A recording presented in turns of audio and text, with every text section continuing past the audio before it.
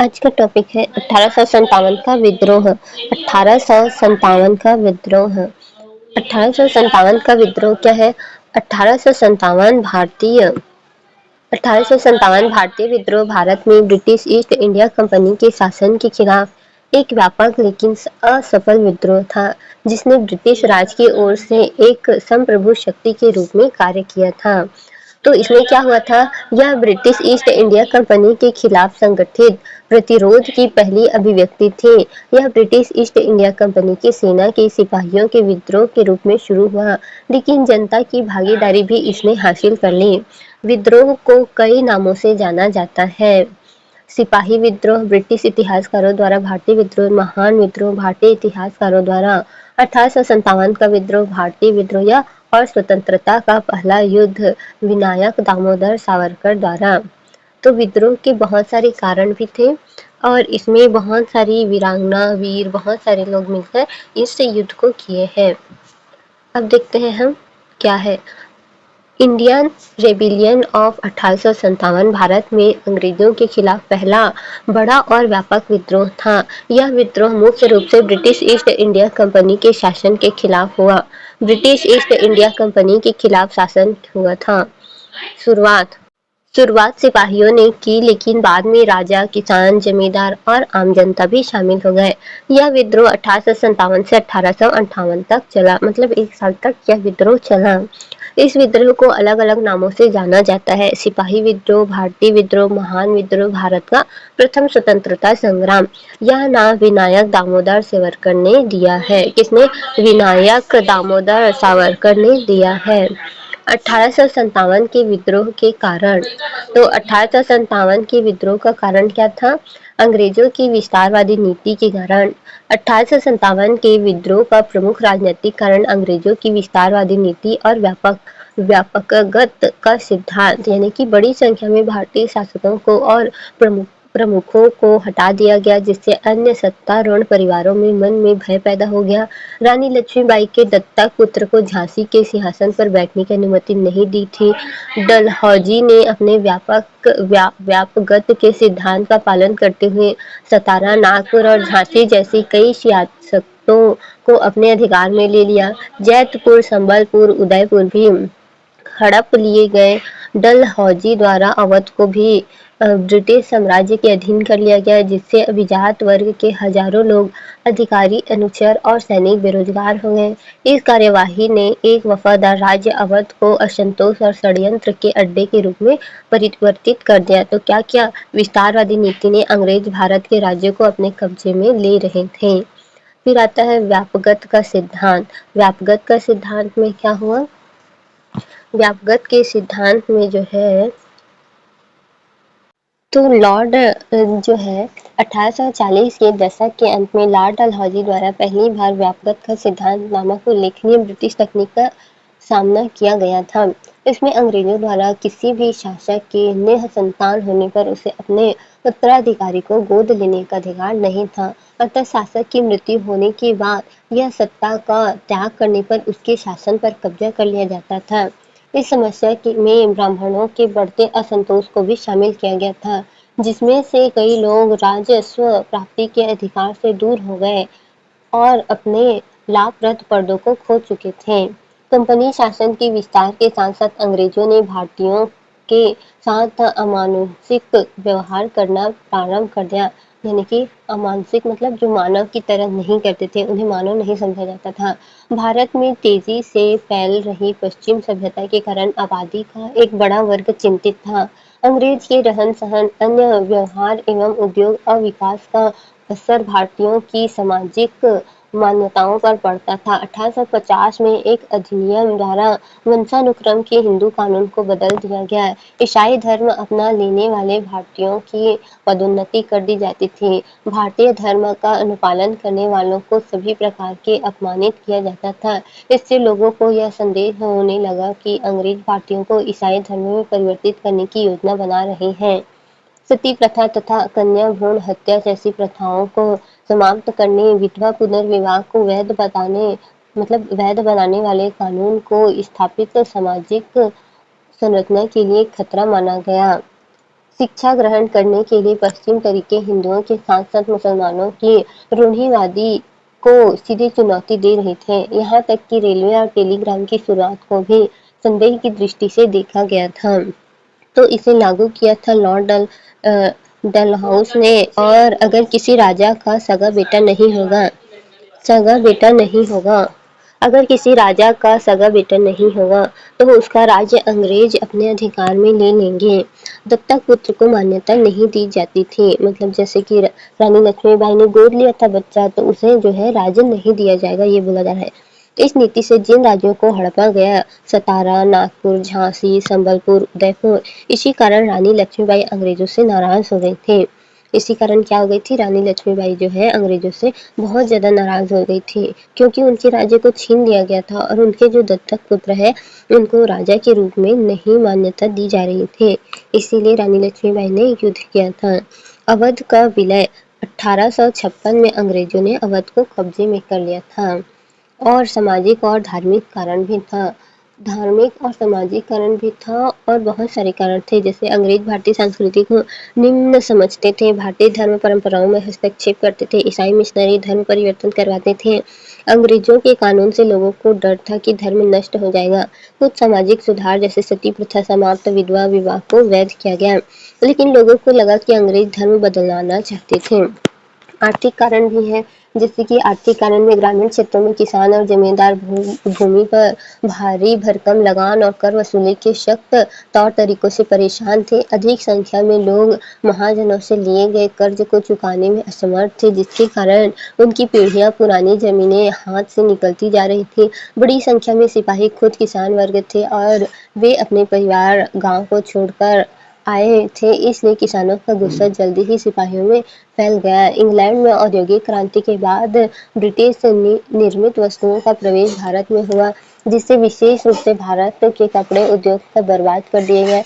भारतीय हस्तकला उद्योगों को ब्रिटेन की सस्ते मशीन निर्मित वस्तुओं के साथ प्रतिस्पर्धा करनी पड़ी। तो अंग्रेजों की आर्थिक नीतियों से भारत की अर्थव्यवस्था खराब हो गई थी। किसानों पर भारी कर लगाया जाता था, जमींदारों का शोषण किया जाता था, कर्ज के कारण जमीन छीन ली जाती थी। भारतीय उद्योगों का नष्ट हो गया। औद्योगिक क्रांति के बाद इंग्लैंड से सस्ता माल भारत आने लगा, जिससे भारतीय कारीगर जो है बेरोजगार हो गए। सैन्य कारण भी है। 1857 का विद्रोह एक सिपाही विद्रोह के रूप में शुरू हुआ। भारत में ब्रिटिश सैनिकों के बीच भारतीय सिपाहियों का प्रतिशत 87 था, लेकिन उन्हें ब्रिटिश सैनिकों से निम्न श्रेणी माना जाता था। एक भारतीय सिपाही को उसी रैंक के एक यूरोपीय सिपाही से कम वेतन का भुगतान किया जाता था। उसमें अपने घरों से दूर क्षेत्रों में काम करने की अपेक्षा की जाती थी। वर्ष 1856 में लॉर्ड कैनिंग ने एक नया कानून जारी किया, जिसमें कहा कि कोई भी व्यक्ति जो कंपनी की सेना में नौकरी करेगा तो जरूरत पड़ने पर उसे समुद्र पार भी जाना पड़ सकता है। तो भारतीय सैनिकों अंग्रेजों से नाराज थे। भारतीय सैनिकों को कम वेतन मिलता था, पदोन्नति नहीं मिलती थी, विदेश भेजने का डर था, भेदभाव किया जाता था। तत्कालिक कारण भी है। तो तत्कालिक कारण क्या है? 1857 के विद्रोह के तत्कालिक कारण सैनिक थे। एक अफवाह यह फैल गई कि अनफील्ड राइफलों के कारतूस में गाय और सुअर की चर्बी का प्रयोग किया जाता था। सिपाहियों को इन राइफलों को लोड करने में पहले कारतूस को मुंह से खोलना पड़ता था। हिंदू और मुस्लिम दोनों सिपाहियों ने उनका इस्तेमाल करने से इनकार कर दिया। लॉर्ड कैनिंग ने इस गलती के लिए संशोधन करने का प्रयास किया और विवादित कारतूस वापस ले लिया गया, लेकिन इसकी वजह से कई जगहों पर अशांति फैल चुकी थी। मार्च 1857 को एक नई राइफल के प्रयोग विरुद्ध मंगल पांडे ने आवाज उठाई और अपने वरिष्ठ अधिकारियों पर हमला कर दिया था। 8 अप्रैल 1857 को मंगल पांडे को फांसी की सजा दे दी गई। 9 मई 1857 को मेरठ में 85 भारतीय सैनिकों ने नए राइफल का प्रयोग करने से क्या कर दिया गया, इनकार कर दिया गया तथा विरोध करने वाले सैनिकों को 10-10 वर्ष की सजा दी गई थी। तो तत्कालीन कारण नई एनफील्ड राइफल थे, जो पैटर्न 1853 एनफील्ड राइफल का था। इससे क्या हुआ, कारतूस पर गाय और सुअर की चर्बी होने की अफवाह फैल गई थी। हिंदुओं की धार्मिक भावना हिंदुओं की जो धार्मिक भावना मुसलमानों की धार्मिक भावना दोनों को आहत हुई। विद्रोह की शुरुआत मेरठ से हुई। मुख्य घटना 9 मई 1857 85 सैनिकों को सजा मिली। 10 मई 1857 मेरठ में विद्रोह हुआ। विद्रोह के पहले नायक मंगल पांडे थे। विद्रोह के पहले नायक कौन थे? मंगल पांडे थे। तो विद्रोह के पहले नायक कौन थे? मंगल पांडे थे, जिन्होंने विद्रोह कर दिया और अफसर पर क्या कर दिया उसने जो है फायर कर दिया, जिससे कि ये विद्रोह फैल चुका था और इसे फांसी की सजा भी दी गई थी। उसे क्या कर दिया गया था? फांसी की 29 मार्च 1857 को बैरकपुर में अंग्रेज अधिकारी पर हमला कर दिया और 8 अप्रैल 1857 को फांसी दे दी गई। फांसी दे दी गई। तत्कालीन का ये है वो राइफल जिसके कारण क्या है विरोध हो रहा था, कारतूस को खोलना पड़ता था मुंह से और इसमें गाय और सुअर की चर्बी मिली हुई है, ऐसा बताया गया था। विद्रोह के प्रमुख केंद्र हैं। तो विद्रोह के बहुत सारे केंद्र हैं। विद्रोह पटना से लेकर राजस्थान की सीमा तक फैला हुआ था। विद्रोह के मुख्य विद्रोह में कानपुर, लखनऊ, बरेली, झांसी, ग्वालियर और बिहार के आरा जिले शामिल थे। तो इसमें राइफल में बहुत सारे थे, इस सारे विद्रोह में बहुत सारे थे। पहला था दिल्ली, नेतृत्व बहादुर शाह जफर, उन्हें विद्रोह का सम्राट घोषित किया गया।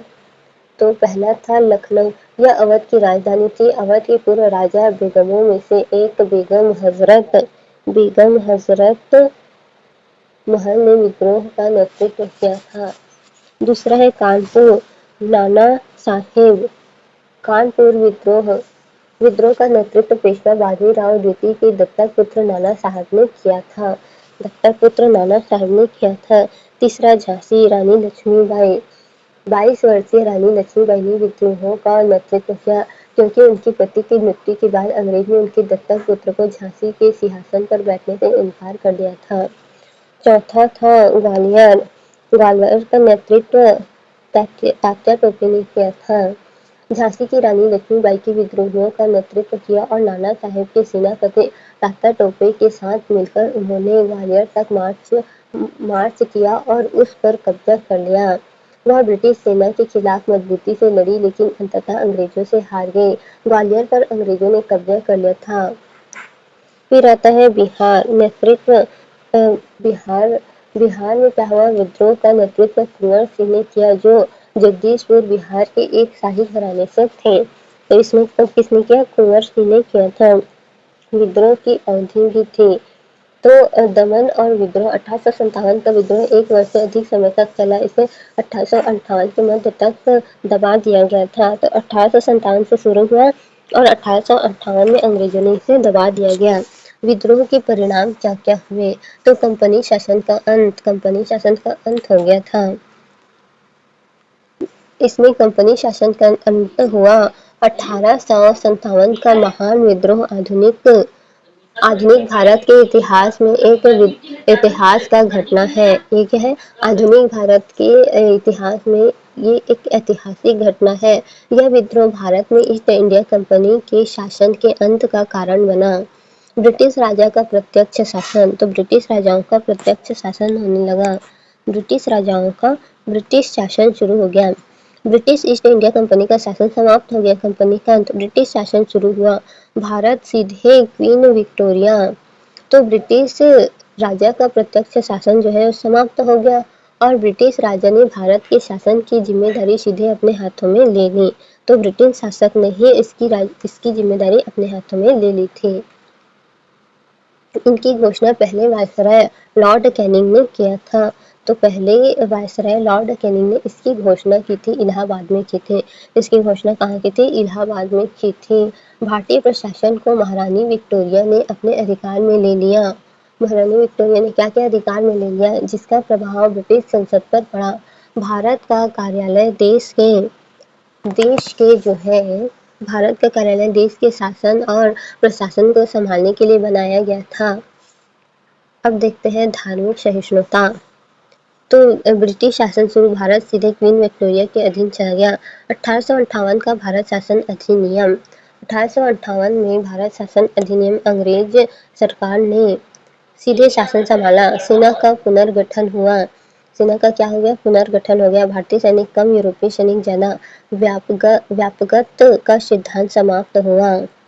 अब 1857 के विद्रोह का प्रमुख पुस्तकें। तो धार्मिक असहिष्णुता अंग्रेज ने यह वादा किया कि वे भारत के लोगों को धर्म और सामाजिक रीति रिवाज और परंपराओं का सम्मान करेंगे। प्रशासनिक भारत के गवर्नर जनरल के पद को वायसराय के पद से स्थानांतरित किया गया। भारत शासकों के अधिकारों को मान्यता दी गई थी। व्यापगत के सिद्धांत को समाप्त कर दिया गया था। अपनी रियायतों को दत्तक पुत्रों को सौंपने की छूट दे दी गई थी।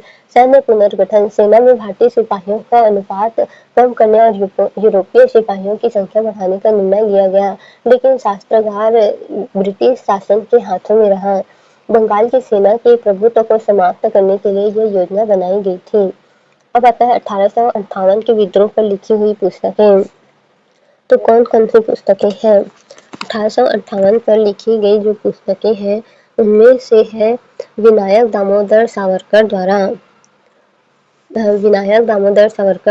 The Indian war of independence, Chandra Joshi द्वारा रेबियन का किताब भी लिखा गया था। देखते हैं आगे। ये है the Indian war of independence, लेखक विनायक दामोदर। ऑफ द पूरनचंद जोशी द्वारा 1857 द सिंपोजियम लिखा गया था। ये है द सिम्पोस रेबल इन 1857 द सिम्पोजियम। उसके बाद जो आता है जॉर्ज ब्रूस मलेशन द्वारा the Indian mutiny of 1858। History of the French in India, तो इस प्रकार से लिखा गया है। और कौन सा लिखा गया था? जॉर्ज ब्रूस लेशन द्वारा the Indian mutiny of 1857। Christopher Hibbert द्वारा ग्रेट म्यूटिनी। इकबाल हुसैन द्वारा जो है religion and ideology of the rebel of 1857। Religion of ideology